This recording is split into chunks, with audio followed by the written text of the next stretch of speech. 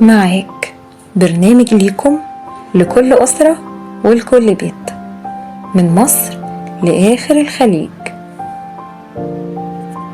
معاك بيتكم ومكانكم، بقابلكم فيه وبسمعكم، وبنتحاور سوا بكل حب عن حياتكم وعن علاقاتكم. معاك كل علاقاتك بين ايديك لحياة سعيدة وعلاقات تليق بيك. معاك علاقاتك بوعي جديد.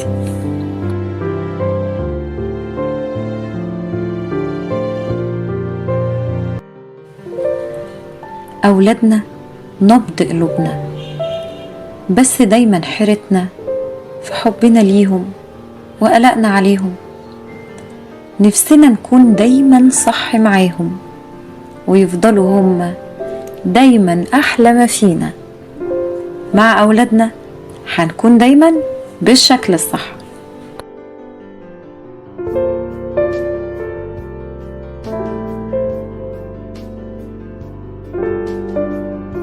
جميلة جدا جدا، وهتبدأ امتحانات الثانوية العامة. طبعا كل أسرة عندها طالب في الثانوية العامة، فهو يعني موضوع كبير قوي قوي في الأسرة لا يدركه إلا الأسر اللي بيكون فيها طلاب للثانوية العامة بيدرسوا خلال هذا العام. أنا مش حابة أقول كابوس كل سنة، مش حابة أقول أزمة كل سنة، مش حابة أقول الكوارث كل سنة، ولكن حابة إن شاء الله امتحانات تمر بكل خير وبكل سلام على جميع طلاب الثانوية العامة. كلكم يا رب تحققوا كل اللي بتحلموا بيه وكل اللي بتتمنوه وتعدوا.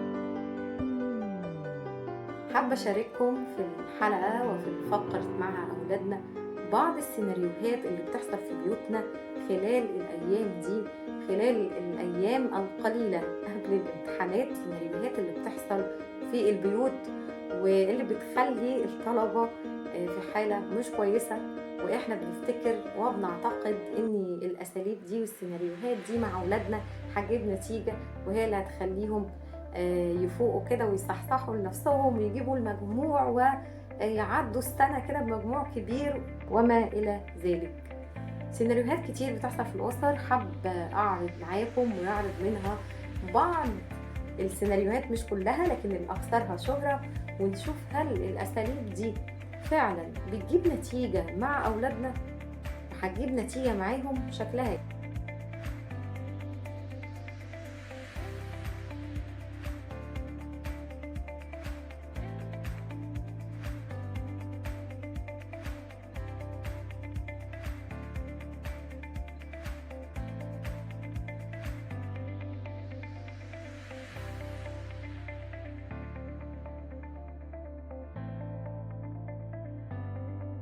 أول أسلوب بينتهجه أسر أو بتنتهج أسر كتيرة هو أسلوب السخرية والإحباط. أول ما أشوف ابني قاعد بيذاكر أو بنتي خلاص في الأيام القليلة دي قبل الامتحان، إيه بقى قابلني لو نفعت؟ أنت مش وش نجاح أساسا، والله العظيم ما وش نجاح، أنت وشك مكتوب عليه الفشل، أنت هتمرمطنا معاك، والله يا قلبي حاسس هتمرمطنا معاك، والله ما أنت نافع، انا عارفه ان انت مش نافع، بس انا بكدب قلبي، انا اتمنى يكون غير كده، بس انا عارفه انك مش نافع. فابتدي كل ما اشوف ابني اقول له بالاسلوب ده. اول ما ادخل الاوضه على ابني واشوفه قاعد بيذاكر، طب ذاكر يبقى قابلني لو فرحت، ادي وشي لو نجحت. لا مش وش نجاح، والله ما وشك، والله وشك مكتوب عليه الفشل، والله مرسوم عليه الفشل يا ابني. النجاح ده ليه ناس، النجاح ليه ناس. بص، هي سنة باينة من أولها وانت شكلك هتمرمطنا معاك، فالحمد لله قوي كده يعني. أنا طول السنة بقول كده وبكدب قلبي، أتمنى إن قلبي يكون كداب، بس بقابلني لو نجحت.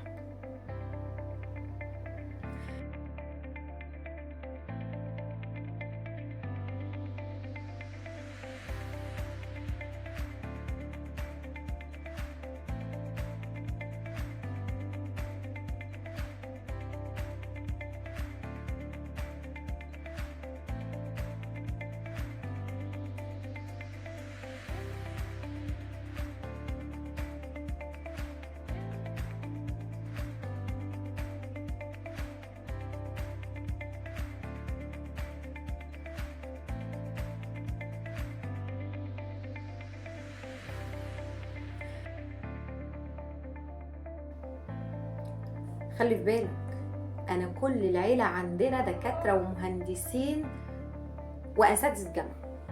بص اقل واحد فيهم داخل دار علوم.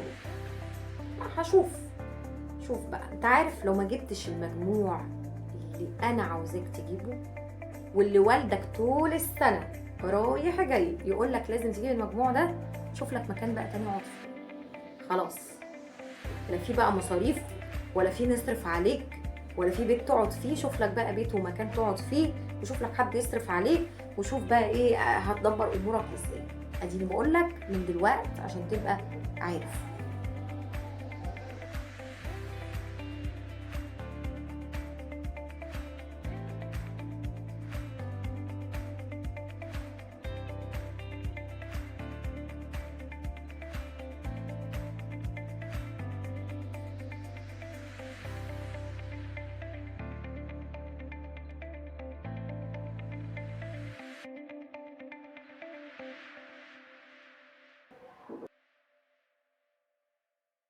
انت عارف ابن عمك السنه اللي فاتت دخل كليه هندسه. دخل كليه، ده كان جايب 170%. ما تسالنيش ازاي، بس هو كان جايب 170%. وبنت عمتك، السلام على بنت عمتك، جابت طب. اهي البنت دي ضفرها برقبتك. يا خايب يا خايب انت. انا مش عارفه ابن عمك ولا بنت عمتك دي يعني زايدين عنك ايد ولا رجل. انت ناقص ايد ولا رجل؟ ما تجيبش مجموع زيهم ليه؟ ما نشوف هتعمل ايه. ذاكر نشوفك هتجيب لنا ايه، ولا هتجيب لنا الديب من ديله. الله العظيم يا خوف يا بدران، مش هتجيب اي حاجه، هتجيب نفسك وتيجي في الاخر. انا عارفه والله. حمد شوف، تعالى بص شايف يا استاذ اهو بيقول لك بيذاكر 60 ساعه في اليوم اهو. بص اهو الفيديو، والله ما بجيبش حاجه من عندي، الفيديو بيقول كده اهو. شايف بيقول لك مخلص اجابه 500 كتاب. وانت قاعد ما انتش عارف تجاوب لي كلمتين، مش عارف تقلب الصفحه اللي انت قاعد بتذاكر فيها من الصبح. ادي شايف الناس اهو ما بجيبش حاجه من عندي على السوشيال ميديا، وادي اهو من العيله ومن البيت. اما نشوف، كلها ايام وهنشوفك هتجيب ايه.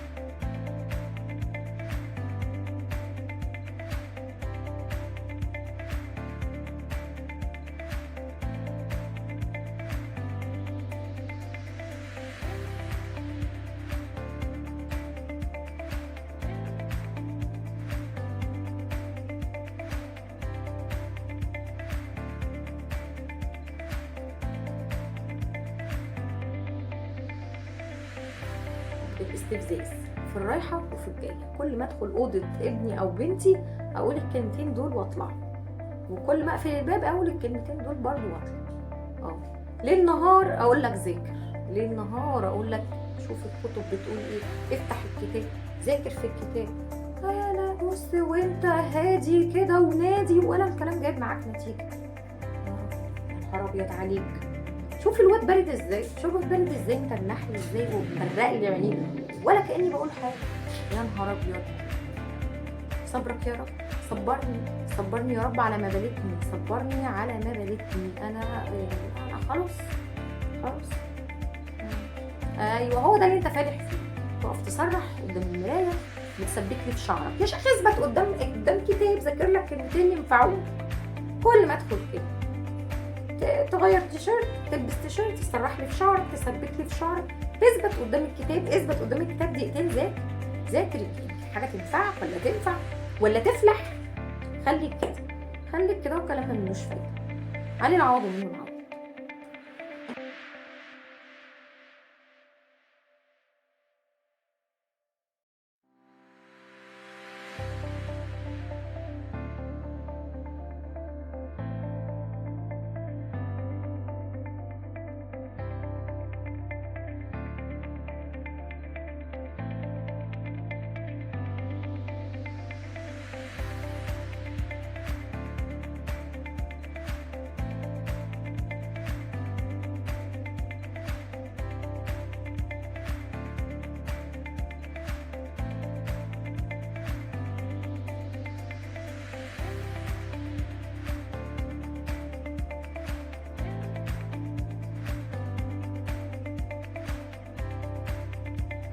المفتش كوم، الام تدخل الاوضه بتاعه ابنها او برضو بنتها على هذا المنوال.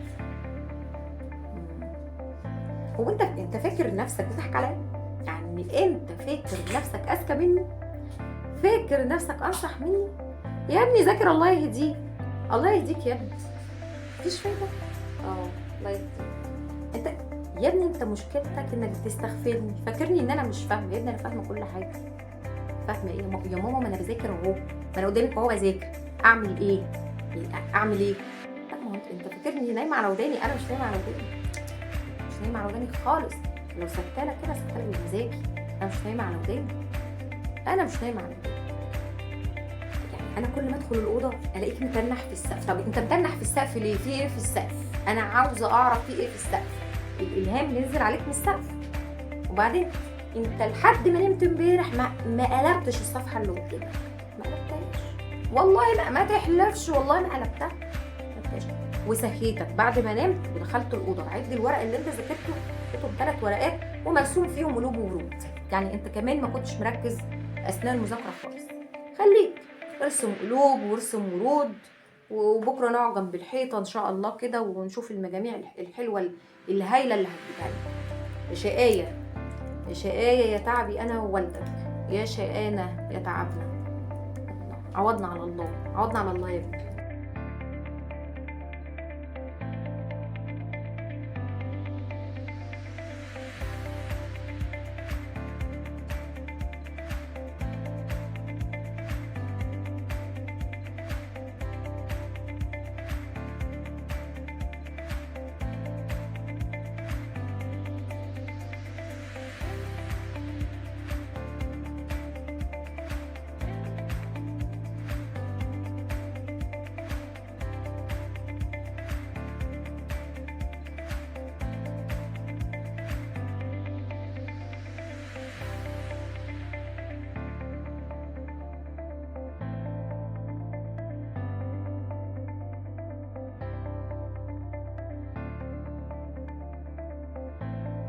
بص يا ابني، انا مش بحسسك بالذنب ولا بشيلك الهم ولا حاجه، وانا عارفه هو مش وقت ولا اي حاجه. لكن بص انا هقول لك على حاجه. انا بعت ذهبي عليك عشان الثانويه العامه دي، انا بعت ذهبي عليك وابوك باع العربيه واجلنا جواز اختك ورهنا الشقه اللي احنا قاعدين فيها، وبعنا كل اللي ورانا وكل اللي قدامنا علشان انت تدرس وتاخد دروسك وتذاكر وتجيب الملخصات وتجيب الكتب وتجيب الحاجات اللي انت عاوزها كلها واللي نفسك فيها، عشان احنا كنا الفانوس السحري ليك طول السنه. فاحنا ما بقاش حالتنا حاجه الحمد لله. فانت لو ضعت هنضيع معاك، احنا هنضيع معاك. انت ما بص هو ما فيهاش خيار ان انت تضيع، بس احنا هنضيع معاك، احنا هنضيع معاك. احنا كل اللي بايدينا عملناه، كل اللي عندنا بعناه.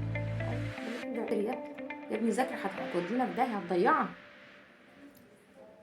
وتحسسيه ان هو كمان سبب في الحرب العالميه العاشره اللي لسه ما فاتش.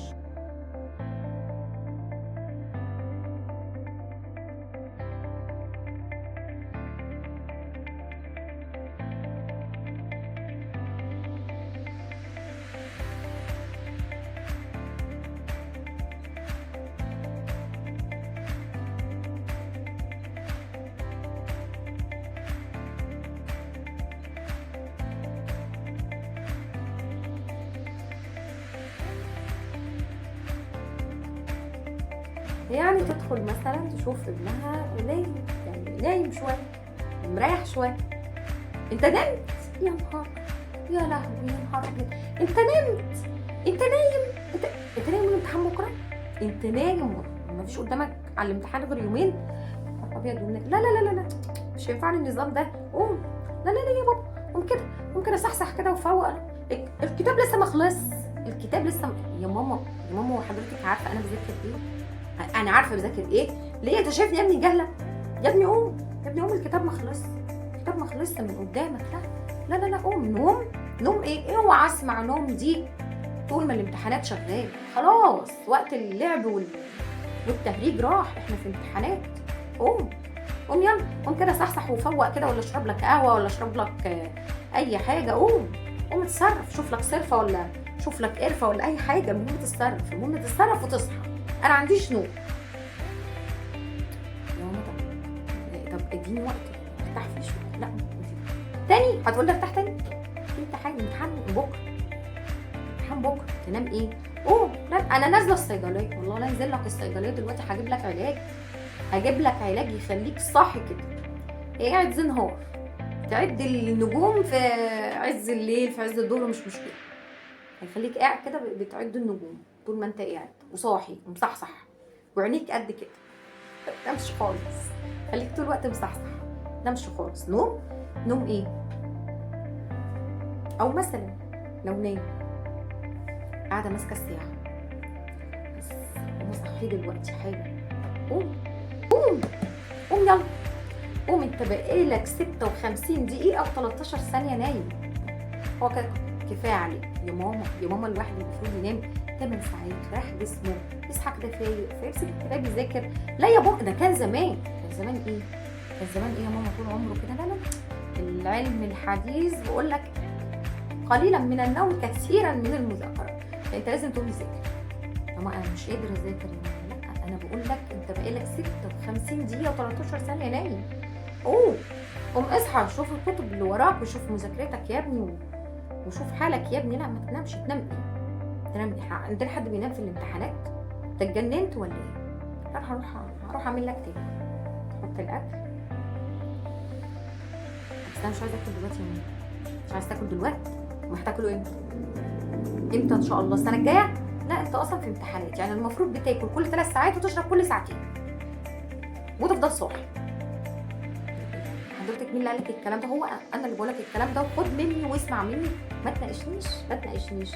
الاكل كل معروف، الاكل كل 3 ساعات، الميه كل ساعتين، مفيش نوم، معروف صح.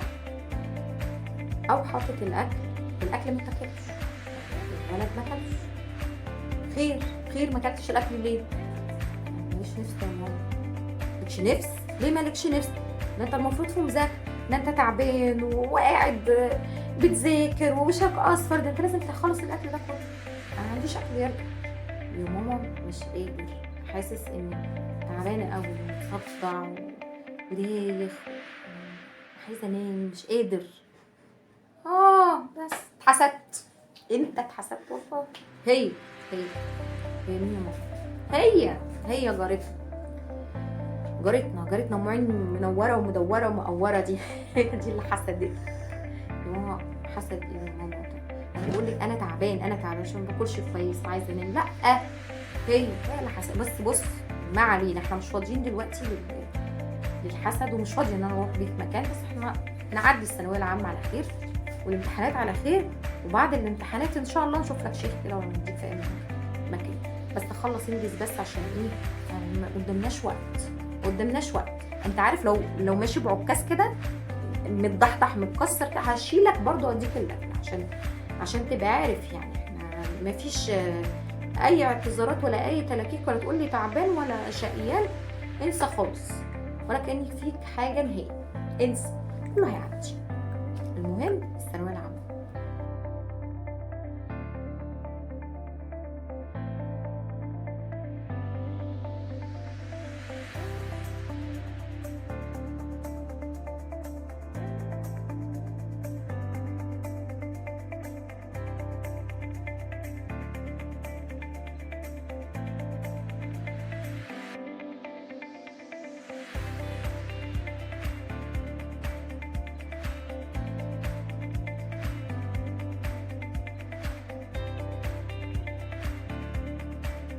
في كمان اسلوب الممنوعات، كل حاجه ممنوع. اصحابك لا، ممنوع تنزل تشوف حاجه. تليفون، لا التليفون ده مش هتمسكه بايدك. طول ما انت بتذاكر وقاعد بتذاكر فتره الامتحانات، مش هتشوف التليفون كده تلمحه حتى لمحه. انسى. بص، ولا هتنزل تحت، ولا هتروح كافيه، ولا هتشوف اصحابك، ولا اصحابك يجولك، ولا اي حاجه. احنا في صومعه قاعدين فيها وقوقعه، منعزلين عن كل العالم. انت مفيش في الدنيا وراك غير الثانويه العامه. الثانويه العامه، عايزاك تصحى تنام تقوم كده تسمع لنفسك كلمه الثانويه العامه. الكلمتين دول في ودانك، هنا الثانويه وهنا العامه، الكلمتين دول في وداناتك الاثنين. فانسى اي شيء في الكون غير الثانويه العامه، انسى.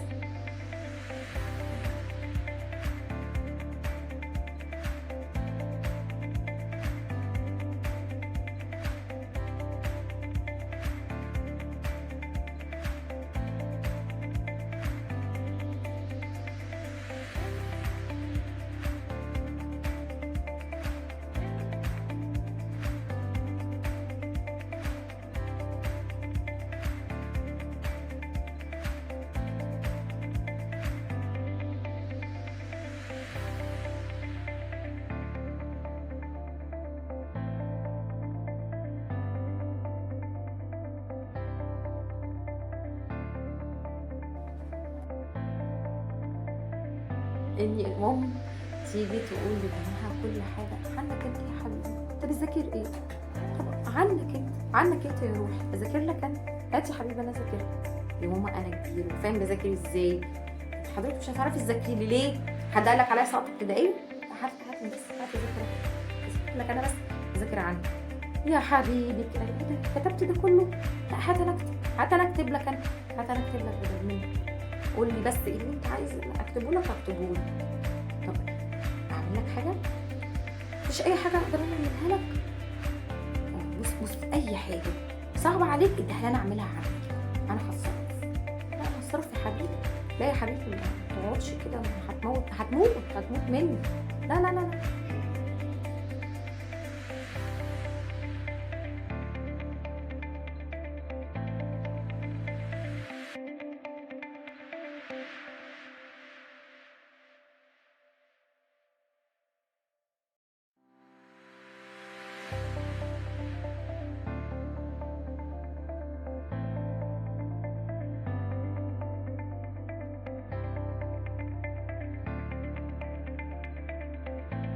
في كمان نوع الاهمال الزايد بيتمثل في ايه برضه؟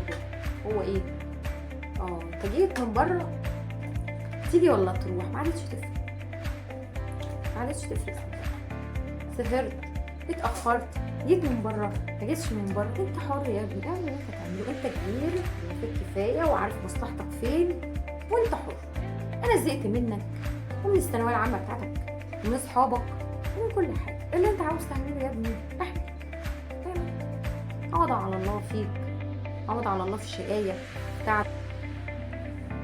يلا يا ابني عوض على الله فيك، وبص وشقايه وتعب يعوض على الله فيك. خلاص يعني اللي انت عايز تعمله انا خلاص، انا جبت اخري منك.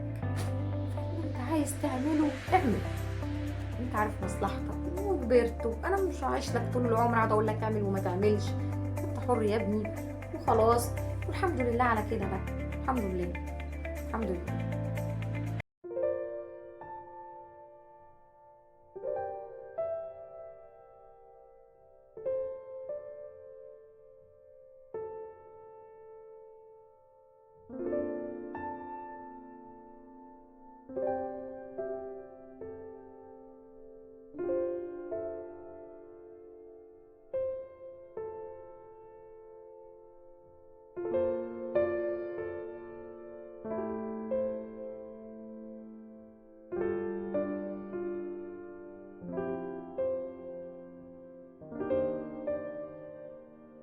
طبعا في اساليب كتير جدا بيستخدمها بعض الاباء وبعض الامهات في كثير من الاسر، وبيفضلوا مصرين ومصممين عليها، خاصة اثناء ايام الامتحانات واثناء سير الامتحانات. طبعا ظنا منهم ان ده هيخلي ابنهم يذاكر اكتر، يتحمس اكتر، يتشجع اكتر، يجيب المجموع اللي نفسهم فيه، يحقق المجموع اللي هم طول السنه بيحلموا بيه، ما يكسلش، وهكذا. طبعا كل الاساليب والسيناريوهات اللي يمكن حاولنا شويه بالاداء كده نمثلها مع بعض، هي كلها اساليب خاطئه واساليب ما ينفعش ان احنا نستخدمها خالص مع أولادنا أثناء الامتحانات خالص. ليه؟ حاجات كتيرة قوي.